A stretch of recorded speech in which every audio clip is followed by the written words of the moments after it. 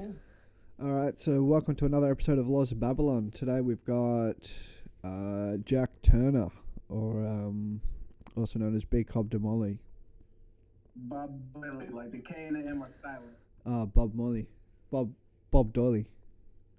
Yeah. Oh, cool. All right. It's great to be here. Do you know the questions?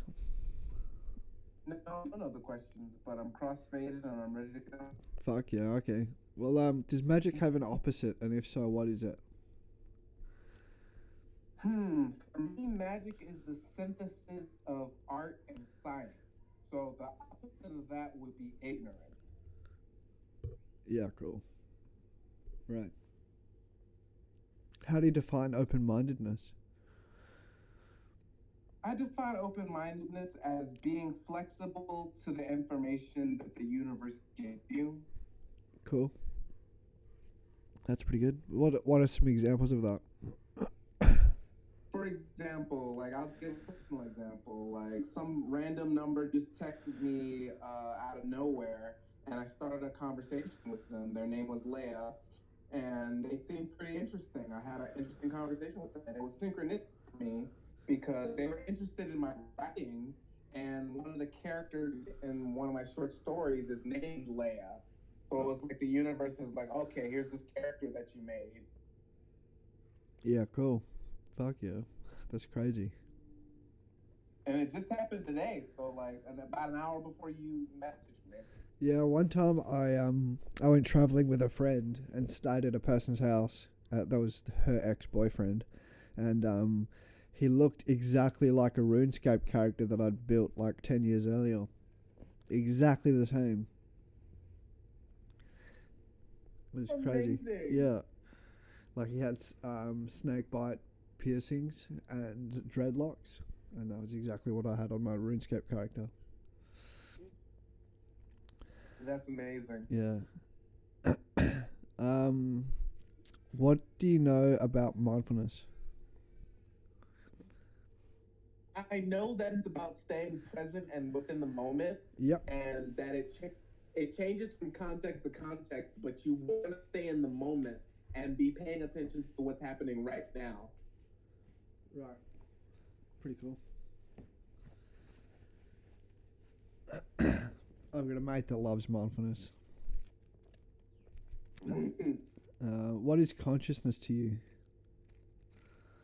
Consciousness is a pattern that can express and process information. Connects what and process information? It can connect and process information. So, like, it can reflect it, it can deduce from it, it can do anything with information. It can manipulate information directly. Cool. What are your favorite magical texts? Right now I'm reading a really magical text. It's called A Course in Miracles. Oh, cool. I've heard of that. Yeah, Marianne Williamson got me into it. I purchased it and I'm loving it. It's really centering me. It's causing me to like live with a different mindset already. I can feel it's changing me. It's a long book and I'm only in the beginning, but Do you know the key to the magic in that book? the key to the magic is knowing that God created you and the creation was perfect. So you have to live in that perfection. Yeah, right. Okay. That's cool. I like perfection.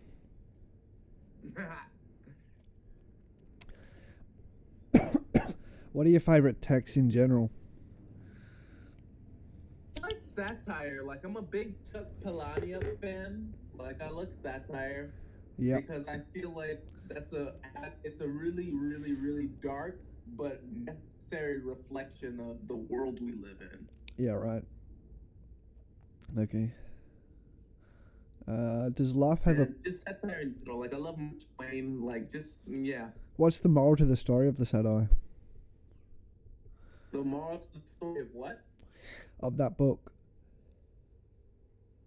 Of Chuck Palahniuk book or A Course in Miracles? Because I haven't finished reading A Course in No, Miracles. the second one. The first one, I mean.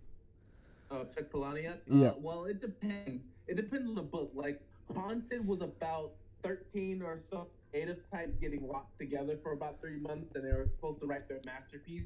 But all they did was torture themselves so they could have a better masterpiece. Yeah. And Right. the moral of the story, people like are really self-destructive. Yeah. Okay. Crazy. Does life have Yeah. a Does life have a purpose? Well, it depends on the purpose you create. Like every living thing is creating their purpose just by existing. Yeah. True. I believe that too.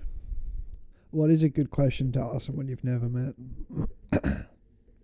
What is a good question to ask someone you've never met? That's it. Because I don't really ask people questions. I just start talking. Yeah. Nice. I don't like questions. I guess. What do you think about God? Oh, cool. It's a powerful question. So what do It's you? a powerful question. So what do you think about God? I think that it's the sentient totality, that it was here eternally and it will exist eternally, and we are just the pulse and the network that it created. Yeah, wicked. That's really cool. What stories do you think convey the best morals? Apart from Jesus. Apart from Jesus, satire converts the famous moral because it's all about critiquing power, no matter where the power comes from. Yeah, cool. How do you define ego? The ego is the self that thinks itself is real. The self that thinks itself is real. Yes, Yeah, because okay.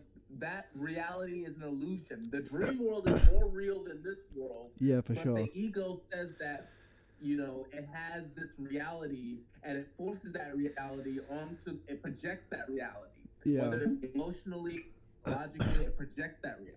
Yeah, for sure. So what's the difference between a healthy ego and a normal ego, and what's the problem with ordinary ego? Well, a healthy ego is more or less riding shotgun.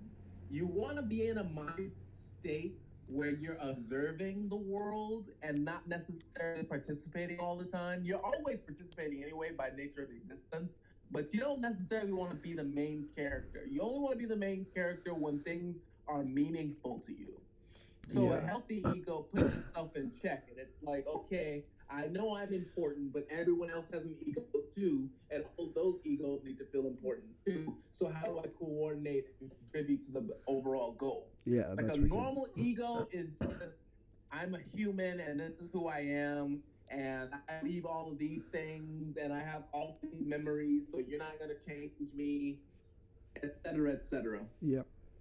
Yeah, wicked. Who are your three favourite people from history, and why are they your favourites? What did you do? What did they do that makes them famous in your eyes? Well, first would have to be Mark Twain because he pioneered American literature. Yeah, Like I wicked. consider myself an author. I wrote 4 books, but he really wrote. Like when I read his work, it's so good. Like I Yeah.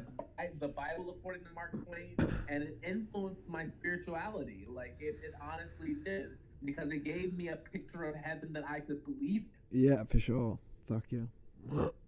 Yeah. So that's one.